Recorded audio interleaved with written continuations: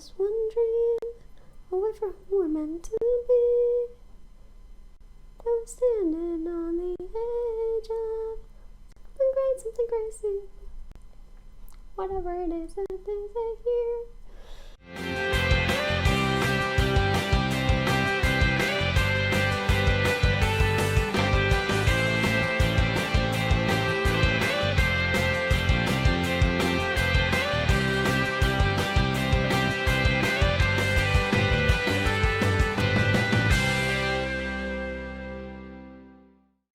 Hi everybody, Carla here, and okay, so we've all been pretty down this year. 2020 has been kind of a crapshoot in general with the pandemic and everything, and you know, we've spent a lot of time inside, you know, in those of us in countries that have had to go into lockdown. Currently, where I live, it's not in lockdown, at least this part of the country is not.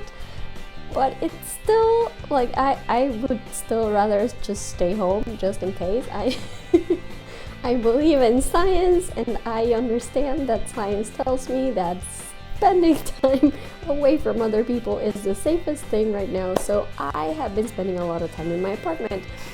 However, that does sort of get you down eventually. And I believe so many things have gone wrong in 2020, and so many of the things on the news have been so bad this year that this year have found myself sort of gravitating toward movies and TV shows that I find wholesome, that make me feel happy, that make me feel good. And it's not just one thing. Like, a lot of TV shows I've watched are just me trying to do that, like trying to find something that makes me feel happy, that gives me sort of hope for humanity, if you know what I mean. And not a lot of those I've actually made videos about, partly because I've been busy this year, of course, with the PhD and everything, but also part of it is because I watch it just to feel better. So I don't really, like, I love them for that, but I don't necessarily like think too deeply about them, necessarily speaking. Stuff like Love Victor, stuff like High School Musical, the musical, the series, that kind of stuff that I like just because it makes me feel lighter. It makes me not have to worry about everything that's going on outside my door. That kind of fare I love, but I don't necessarily, like, you won't see me making videos about those necessarily because I've been obsessing about them for that long. Like, I watch them usually just in one sitting because that's the thing. I want to feel that, you know, that the continuity that keeps me going. But I don't like sit down and read fanfic about them or write stuff about them or think about them necessarily. I really love them, and I will keep on watching them for sure because they're all lovely shows, but they don't capture my attention necessarily this much. Until Julie and the Phantoms premiered in September on Netflix. And I don't know what I was expecting from this show. Like, I somehow knew that it was kind of based on a Brazilian show. I never saw the original, so I had no idea what to expect. But I watched the trailer, and the music seemed nice. It gave me like High School Musical vibes. So I'm like, hey, maybe I'll give this a try. It looks pretty cool. So without like any input from anyone, like, I usually wait for people to like recommend things to me. Even if I am curious, it takes like an extra step of somebody being like, oh, I like that show, for me to like add it to my to-watch list. With Julie and the Phantoms, it was just from the trailer, I'm like, okay, I need something wholesome in my life, right? So I'm just gonna watch this. It's a Netflix show, it's probably really quick, I'll just watch it the weekend it comes out and see if I don't like it, whatever. I wasted one weekend, it's not like I have anything better to do, you know? So I watched it that first weekend, And I thought, okay, it's cute. I actually really liked it. The songs are great. It kept me entertained. I like the characters. I really enjoyed this. This is good. I'll keep watching when the second season comes out. But I did not think that it would take over my life the way it has, because I have spent the last month and a half or so just, if not rewatching the show, just obsessed with watching people in YouTube watch the show. You know, like reaction videos and stuff. And I just, this show is so wholesome, you guys. It's like the wholesomeness that I've been needing. It just gives it to me.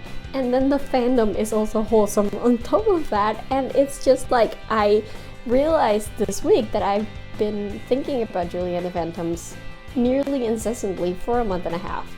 And any show that gets me to do that probably deserves a video. So I'm going to give Julie and the Phantoms the respect it deserves and give it its own video, but also because, and this is important, I know Netflix is kind of shit when it comes to like their, you know, renewal process. You never know when it's gonna come. Like, it took them a whole month to renew Stranger Things for season 4 last time. And I'm like, what are you thinking? You obviously know you're going to make a season 4. Why do you keep us waiting for this announcement? Whereas other shows get renewed like less than a month after. Like Emily in Paris, which I didn't watch, and I'm not particularly interested in watching, and it didn't seem like it was getting the warm reception Netflix seems to think it got. But like less than a month later, they already got renewed. Whereas Julie and the Phantoms came out in September, and it's November the 20th as I record this, and still no news on renewal. And let me just tell you, this show is killing it. Like, it's literally, and this is not just because of the YouTube algorithm, but people are noticing this show. And the fandom, it's a real thing, because the people that I'm watching on YouTube do like episode reactions and whatever, they immediately, like, their subscribers counts just go up. And it's because you know that people are really into this show. People really want to watch content about this show, and Netflix has done like, you know, like acoustic covers like during quarantine of the of the songs from the band, and they've done like tons of interviews with outlets, and it's been a really big thing. And now they're doing like behind the band, you know, type behind the scenes content. And you know, this is not one of those shows that they just threw out like, whatever, like, have at it, nobody's gonna watch this anyway. No, they know now that they have a hit on their hands, yet they have not yet announced the renewal for season 2. And I think that's really unfair. Netflix, get your shit together. So I am here with this video not just to celebrate the joy and the wholesomeness that is Julie and the Phantoms and the fandom for it, but also because I want to manifest that season 2 renewal, like right now. I'm just saying, like, I'm putting it out there. Netflix will renew Julie and the Phantoms officially very soon. There, I have manifested it. So now that that's done, and you know, I don't have to worry about that renewal anymore. Oh, come on, Netflix. I'm going to do what I always do when I make a video for a fandom for the first time, and that is 30-day challenge. Let's go. Again, if you have not seen Julie and the Phantoms, go watch it. It's 9 half-hour episodes. It's really quick. You can watch it in half a day. It is the best thing you will ever see. Like, seriously, some of the reactions I've seen on YouTube is like, you know, mature like 20-somethings just watching this, and then first they're like, wait, is this a kids show? And then by the end they're hooked. Like, this thing is really good, I'm not kidding. Yes, it is for kids. It's a G-rated show, basically, and it's a musical and stuff, but it's really good. So if you haven't seen Julie and the Phantoms yet, do yourself a favor and just go to Netflix and watch it. It will take you just a few hours of your day. It won't even take you the whole day. So please do that, because I will be talking about everything, so I don't want to spoil anything for you. If you haven't seen it, go watch it and then come back to this video, because we're gonna talk about the whole season, okay? Danger, Will Robinson! Danger! No, Will Robinson! Danger! Right. So, let's start with number 1. Favorite female character. I would say Julie, of course. Don't get me wrong, I love me some Flynn. Flynn is awesome. But Julie has got a set of pipes on her, you know? Plus, she's Puerto Rican, so, you know, Hispanic pride right there, my girl. I love her. So yeah, it's probably Julie. Number 2. Favorite male character. Now, my favorite character in the whole show is Reggie. And it might be that I'm biased, because I have been in love with Jeremy Shada since he voiced Lance in Voltron Legendary Defender, whom I also loved a lot. But I sincerely love Reggie for who he is. He's always so good at making me laugh or making me go, oh, and just, that's what I'm looking for from this show, so I immediately gravitate toward him. Like, he's the most simple and uncomplicated of all of them necessarily, and it makes me want to love him. So I like that. But at the same time, I also think he deserves to have his own storyline in season 2, because it was glaringly missing in season 1. You know, like, all the others had their own like sub storylines that actually, you know, gave them some protagonism, and Reggie didn't get that. So we don't really know a lot about his family, other than, you know, the bike shack and the beach and whatever, and that maybe they weren't as close as, you know, they were fighting and stuff, and on the verge of divorce and whatever. And I would like to see the show delve a little deeper into that, because we did not get nearly enough of Reggie, and I know that he's got like hidden layers that we haven't seen yet. Even though, you know, he's not the smartest guy around, that doesn't mean he doesn't feel things, right? So, you know, let's give Reggie some protagonism next season, when there is a next season, because there will be one. Number 3, least favorite character. I mean, can I say anyone but Caleb here? I mean, it's no disrespect to Cheyenne Jackson, but because if I find Caleb so creepy and awful, it's because Cheyenne Jackson plays him so deliciously well. But seriously, from the first moment you see him, you just know he's going to be an antagonist, and a fantastic one at that, because he is so good. I love it. Number 4, favorite episode. It would probably be Unsaid Emily, because boy, did that episode shake me to my core.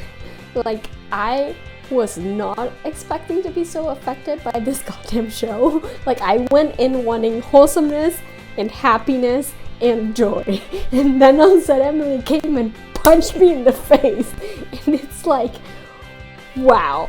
And I was not expecting that from this show, but I was totally shook. And now when I look back on it, I think that's the episode that sort of will come to mind first. You know, like the one that I was not expecting. And the acting, oh my god, like Charlie, puppy eyes Charlie, just like crying and breaking all of our collective hearts in the process. Like, give the boy an Emmy right now. Stat. Like that, like, he's just standing there crying, and I'm like, dead. You know, like, how? It should be illegal for that man to be sad. It's not okay. Number 5, least favorite episode. I mean, there are no bad episodes here, honestly, but it would probably be I Got the Music. Not that I have anything particular against the episode itself, it's just the fact that it only had one song, and I Got the Music just isn't one of my favorite songs overall. So it almost felt like something was missing in that episode, and that's why I would say that that's my least favorite. Number 6, favorite group performance. Okay, so Edge of Great is my favorite song out of the first season. it seems to get regularly stuck in my head. And I think the performance is fantastic. And, let's not even talk about the sizzling chemistry between Julie and Luke. But really, I adore all the band songs in general. Like, Bright is up there, as is Now or Never. And heck, even the ones that aren't necessarily the greatest, like This Band Is Back, has been stuck in my head for like a week now. Even though it's nowhere near the top of my list, but it's so damn catchy though. Like, all the songs are so good, it's insane. Number 7, favorite duet. And I mean, speaking of sizzling chemistry, can we talk about Perfect Harmony? Like, the song itself is amazing. Don't even get me started on that dance sequence. Like, that choreography is fabulous. But then, just the fact that Charlie and Madison wrote the song themselves, like, child, please, that's insane. What are you talking about? You're kidding me, right? Like how? It's insane. Like, I don't even know. Like, that song just, I liked it enough just watching it on the show, and then after I was done, I went online and I looked it up, and it turned out that they wrote the damn thing themselves, and I'm like, what? Are you kidding me? That can't be. That's not possible. But yeah, it is. They are just that talented. So, number 8, favorite solo. Probably Wake Up. It's not in my top 5 or anything. Like I said before, I tend to like the band songs mostly. But that song is just, it's so lovely, and it's the song that first introduced us to how talented Madison is. Like, I had the idea that she'd be able to sing because I'd seen the trailer, and through the whole first episode, that's kind of the conflict of it, that she wants to do music and she can't. So you kind of figure she's going to be a good singer, and then she opens her mouth and it's like, what? It's like complete shock to the system, really. And I love that song even just for that, because it was the moment that made me go, whoa, okay, this is the real deal. Number 9, your least favorite performance. Probably Dirty Candy's Wow. In general, I'm not a fan of the Dirty Candy songs. It's just not really my style. Although I do think Carrie has a good point when she says, she works hard on those performances, so she should be proud of that. But the music itself and, the glitter and the wigs, it's generally not my thing. I'm much more of a rock person, so I tend to like the Sunset Curve and Julie and the Phantom songs more than, Katy Perry wannabe Carrie.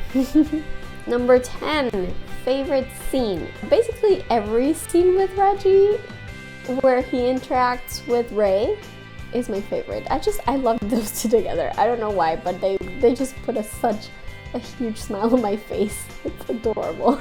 I love them. I need more of them in season 2. Number 11, a scene or moment that made you cry. I mean, I didn't cry, but come on. We all know what the right answer to this is. That entire sequence from Unsaid Emily, because I'm quite sure that every YouTube reaction I've seen to it so far has been people just bawling. And it's hysterical. I mean, I'm not a crier. I didn't cry, but it did make me sad. So yeah, that one. Number 12, a scene or moment that pissed you off. Honestly, just the whole thing with Caleb and Willie. Like, okay, Caleb, you have to go and be evil and try to steal the boys' souls or whatever. You go do that, you do you. But did you have to blackmail Willie into helping you? Like, the whole thing makes me so mad. Like, you already have his soul. Really? Can you not let him have a little bit of happiness? Please, come on. Number 13, a scene or moment that made you happy. Pretty much the entire sequence of them getting the gig at the Orpheum in episode 9. I love it so much. It made me laugh, it made me cheer, it made me love each one of them so much more than I already did, and I think that's such a glorious sequence of events in general. that I really, really love it. Number 14, your OTP. That would be Alex and Willie. Natch. I mean, come on now. They had me since the hair flip. I love that hair flip so much, I screamed. And, you know, I do like Julie and Luke as well, but Alex and Willie will always be my babies. They are and will always be my babies. I love them. Number 15, favorite quote.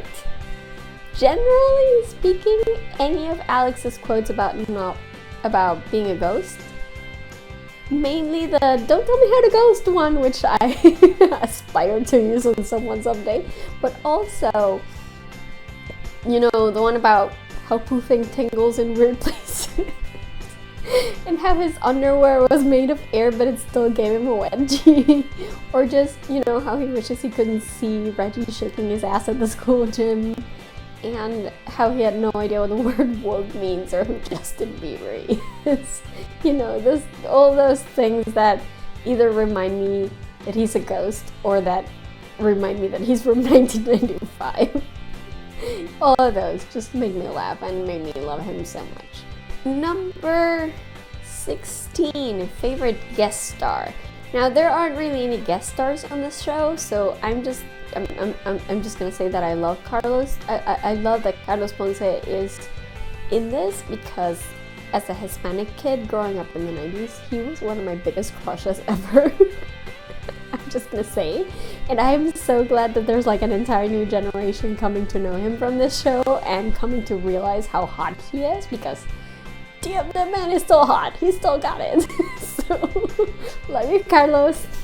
Number 17, least favorite guest star. Again, no guest stars, but I just have to say that Trevor, aka Bobby, annoyed the heck out of me. Jerk. We hate him. I'm interested in seeing where they go with him. Like, given that now he knows his deceased bandmates are back in the world, so to speak. But him as a character, I found really annoying. Like, even at the beginning. Like, even in 1995, he was like... I was like, nope. And then, turned out he didn't die, and he stole his friend's music, basically, and he's just a jerk. He's just a jerk. And he obviously does not know how to raise a daughter properly either, so. Number 18, favorite friendship. I just love the boys. All three of them. I just love how much they love each other and understand each other. I don't know that I make a difference, a conscious difference between like each pair between the three of them. I just love their friendship like as a whole. Like between the three of them. I love it. I do hope we get to see more of Reggie's friendship with both of the other two, but you know, I just love them as a trio. They're so different and they're so well defined, but they complement each other so well and they support each other so much, and I love them. I love them. For some reason there's 218, so let's just roll with it. 18, the character that is most like you. Probably Alex? I don't know. I mean, I don't think I'm as anxious as Alex, and I don't think I'm sensitive as Alex. But he seems to be the one who thinks things through the most analytical, the one who's asking questions. And I can relate to that because I was doing the same thing as I watched, you know? So maybe him or maybe Julie. I don't know. I think she's kick-ass and she has a confidence to herself that I really appreciate. And you know, she basically knows what she wants, and she has a very good sense of right and wrong, and I like that, and I'd like to think that I have a little bit of that, even though I have like zero musical talent. Let's just put it that way. Number 19, favorite cast member, Jeremy. Have I mentioned how much I love Jeremy? I love Jeremy so much. I just adore Jeremy. That's it. Number 20, favorite cast picture. I don't know that I have any, like maybe that one. I don't know. I for some reason I haven't been looking at any pictures for this show. I've just been watching it and, you know, rewatching it over and over. Basically. 21, favorite outfit. My favorite outfit is the one that Julie wears when she plays Wake Up. You know, when she goes to play the piano in the studio and she's wearing like this lilac top and this pair of plaid pants. And it looks so soft and comfortable, and yet it's not like loungewear, you know. It still looks interesting with the tight cuffs and stuff, and I adore the plaid pants, and I adore the color palette of it, and it's just so pretty and so soft, and I want it. I just want it. Number 22, favorite season. Well, there's only one so far, so that one. 23, favorite crack ship. Okay, this isn't a crack ship like at all. It's not crack at all, but I just don't think it's going to happen for real, even if they tease the hell out of it like day in and day out. I just don't think it's gonna happen for real. But I have a fondness for Luke and Reggie.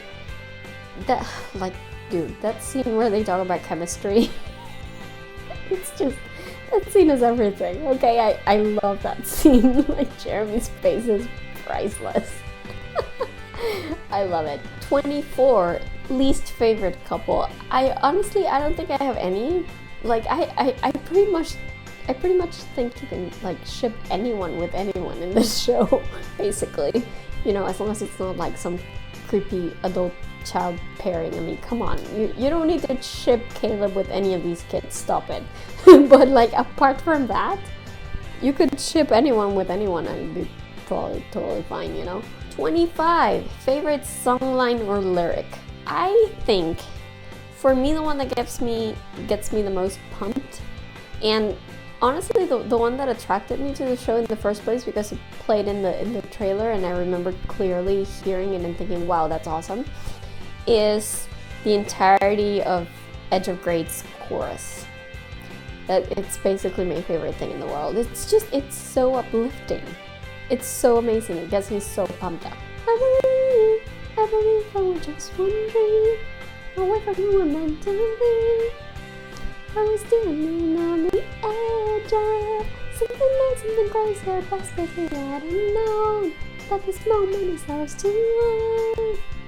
'Cause we're standing on the edge of great.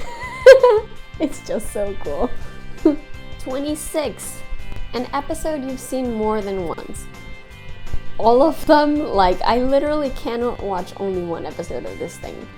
It's impossible. Whenever I feel like we're watching an episode, I just binge through the entire season all over again, because it's so fast and easy and I love it and it makes me feel so good. So yeah, all of them. 27. Your favorite funny scene. I would refer to the aforementioned Reggie shaking his ass at the school gym. It never gets old. It's so funny. I love it so much. 28. Something that happened that you wished hadn't happened. Okay, so this is going to sound weird, but I kind of wish that Julie hadn't been able to like evaporate Caleb's stamp from the boys' wrists. I mean, it's not like I wanted them to die or anything. It's not like I wanted them to like end up in servitude to Caleb or whatever. I wish there had been some kind of an explanation for it. Because I have this thing where a lot of the time when something miraculous happens for no reason other than, you know, the power of friendship, it bugs me. Not every time, but when it's not set up right. And this time, I feel like the newfound ability of Julie's to touch her ghost band would have been fine by me on its own, because that does feel like a power of friendship thing. And Julie already demonstrated that she can make them visible when she plays with them, so making them tangible feels like an extension of that, in a sense. But why should Julie have any power over Caleb's stamp? I don't see why, and I don't know. I wish they found a better way to save them from it, or at least a better way to explain it somehow. 29. Something that you wish happened but didn't. I think we can all agree that we all wanted Alex and Willie to kiss so bad, and it didn't happen. I mean, you know, at least we got a super adorable emotional hug, but damn it, I wanted a kiss. Come on. And last but not least, 30, anything Julian the Phantoms related.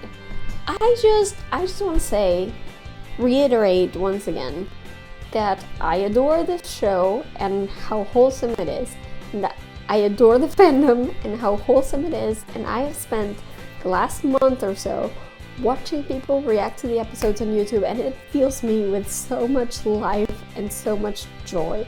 And I just want to take a minute to say thank you to all of you. You know who you are. I'm watching, you know it, so is everybody else, because y'all are awesome, and just the world needs more of this wholesomeness right now. I think this is what the world needs. So thank you for that. Thank you for being awesome, and just let's hope that the show's fandom keeps growing and growing, because it really deserves it. It's a great show. And yeah, that's about it for me today. I think I'm not sure what I'm gonna do next time. I think I might do a review of the last Digimon movie, the Last Evolution movie, because I finally managed to find a way to watch it. It's like this pandemic has destroyed everything, you know, and the movie was in theaters for a little while, and then in Japan, and then it never came to theaters outside of Japan because of the pandemic, and then they put it up on digital, but it's not on digital in everywhere. Like, I can't find it here where I live, so it's been a struggle, but I think I finally found a way to finally watch it. I might watch it this weekend, or I might watch New Mutants as well, because that's already out on digital, and I would like to review it. Maybe I'll do both. I don't know. We'll see how it goes, which one calls out to me the most for the next time. But, you know, in the meantime, if you like this video, give me a thumbs up. If you like my stuff, subscribe to my channel. I'm always happy to see people liking and sharing and commenting and subscribing. It really does help me a lot. If you have any questions, if you'd like me to expand on anything I said on this video, if you'd like to just ask me more questions about Julian the Phantoms, you know, just drop a comment. I am now, you know, decided to do Q&As on Patreon, so if you have any questions and would like me to answer anything, not just about this video, but about anything really, about me, about any of my fandoms, I will do that as an exclusive on Patreon, so feel free to drop a question here in the comments and I'll get to it soon. In the meantime, you can find me on social media. I am on Twitter and Instagram at girlsareweird with underscores between the words, and I am on Tumblr at girlsareweird with hyphens between the words. You can find a Facebook page for this vlog at facebook.com/FreakingNarnia, and as usual, be sure to visit my main website, FreakingNarnia.com. If you go to the About Me section, because I'm changing things a little bit, my domain FreakingNarnia is going to become a domain for my main business, but you will be able to find the episodes for this blog at FreakingNarnia.com/vlog, VLOG. So be sure to visit. If you missed anything, all my videos are up there, so be sure to check it out. Also, remember that I have a Redbubble store where I make art based on my favorite quotes from my favorite fandoms, and you can use that art to print on different kinds of merchandise, such as, you know, t-shirts, mugs, computer covers, that sort of thing. It's all up in there, so be sure to visit and check it out, and maybe purchase something if you're in the mood. It really does help me a lot. And as always, remember that I have a Patreon page to which you can subscribe if you prefer these videos in podcast form instead, if that's more your jam. All my episodes are in podcast form over at Patreon, so, you know, if you subscribe there, you'll be able to access them, and also, you know, get access to other exclusive stuff like the questions that I'm going to answer eventually when I get it off of them. So be sure to do that, and yeah, I think that's it for me today. I will see you guys next time with whatever it is that I come up with, you know, for the next video, and I'll see you guys later with another video from all the way in freaking Narnia. Bye! Whoa, this band is back. Oh. season day 3. Cheyenne Jackson and a fantastic one of them. Blackmail Wheelie, Carlos Ponce, this plaid. The world needs more of this wholesomeness. Damn it. The whole